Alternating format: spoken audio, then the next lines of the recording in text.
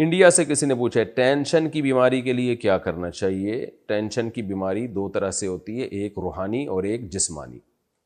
روحانی کا مطلب یہ ہے کہ آپ نے کسی غم کو ضرورت سے زیادہ مسلط کر لیا اپنے اوپر، آپ میں صبر ہے ہی نہیں، آپ دنیا کو مسافر خانہ سمجھتے ہی نہیں ہو، آپ میں دنیا کی لالچ ہے، حب دنیا ہے، لہذا چھوٹے چھوٹے غم کو آپ بہت زیادہ بڑھا لیتے ہو۔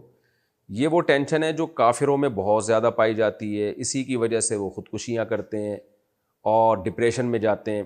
یہ والی ٹینشن مسلمان کو نہیں ہوتی، کیونکہ مسلمان کو پتہ ہے بھائی دنیا مسافر خانہ ہے، یہاں خوشیاں بھی آتی ہیں، غم بھی آتے ہیں، غموں میں ہمیں صبر سکھایا گیا ہے، ہمیں یہ دعا سکھائی گئی ہے انا للہ و انا الیہ راجعون، ہم اللہ ہی کے لیے ہیں، ہم نے اللہ ہی کی طرف لوٹ کر جانا ہے۔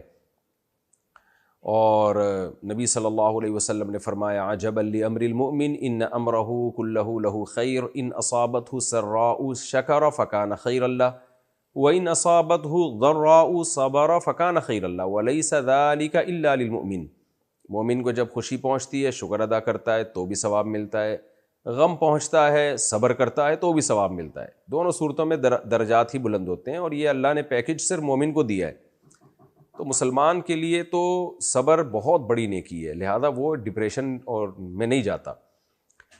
تو یہ تو یعنی ڈپریشن کی یہ قسم وہ ہے جو صرف بے دینوں کو ہوتی ہے، بے صبروں کو ہوتی ہے۔ لیکن اسٹریس اور ڈپریشن کی ایک قسم یہ بھی ہے کہ انسان بہرحال گوشت پوست کا بنا ہوا انسان ہے، بعض دفعہ دل کمزور بہت ہوتا ہے۔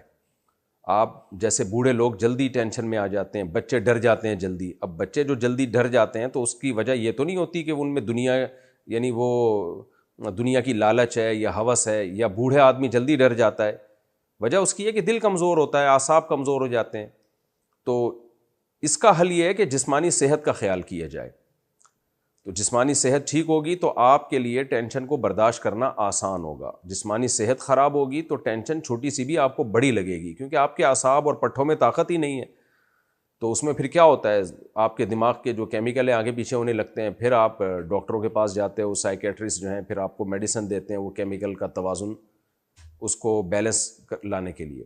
تو ٹینشن کی یہ والی قسم کا علاج ڈاکٹروں کے پاس ہے، یہ علماء کا شعبہ نہیں ہے۔ علماء پہلی والی ٹینشن کا علاج کرتے ہیں جو بے صبری کی وجہ سے آتی ہے، دنیا کی محبت کی وجہ سے آتی ہے، دنیا کو مسافر خانہ نہ سمجھنے کی وجہ سے آتی ہے، اور جو دماغی کیمیکل آگے پیچھے ہو جائیں اس کی وجہ سے جو ڈپریشن اور اسٹریس میں انسان جاتا ہے، اس قسم کی ٹینشن کا علاج یہ سائیکیٹرسٹ کے پاس ہوتا ہے، ڈاکٹروں کے پاس ہوتا ہے۔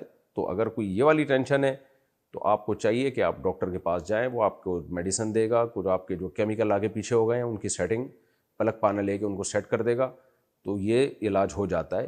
اچھا، اس میں ہمارے ہاں بڑی مصیبت یہ ہے کہ بچوں کو اس طرح کی کوئی اسٹریس ہو، ڈپریشن میں ہو، اور ان کو پھر اس خوف کی وجہ سے کچھ نظر آنے لگتا ہے تو فوراً عاملوں کے پاس لے جا کے ان بچوں کی اور اپنی زندگیاں برباد کر دیتے ہیں۔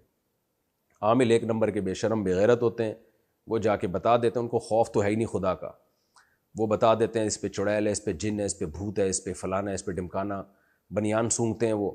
تو آپ تجربہ کر کے دیکھ لیں، عامل ہی کا اپنا بنیان چوری کر کے اس کو سنگھا دیں، اس کو بھی کہے گا کہ جنات آئے ہوئے۔ تو اس لیے جو ہے وہ عاملوں کے چکر میں پڑیں گے تو اور پھر وہ مسئلہ پیچیدہ ہوتا چلا جاتا ہے۔ تو شروع میں ہی ڈاکٹر کے پاس چلے جاتے نا تو اس مصیبت میں نہ پڑتے، شروع میں ہی ٹھیک ہو جاتے۔ تو لوگوں نے کیس بگاڑ دیے ہوتے ہیں، پھر وہ ڈاکٹروں سے بھی نہیں سنبھلتا ہے کیس۔ تو اس لیے عاملوں کے چکر سے اپنے آپ کو بچائیں۔ کوئی بھی ایسا جن چڑیل بھوت نظر آ رہے ہیں تو جا کے سیدھا سیدھا ڈاکٹر کو دکھائیں، انشاءاللہ ٹھیک ہو جائے گا۔ اکثر یہ چیزیں ڈپریشن کی وجہ سے ہوتی ہیں۔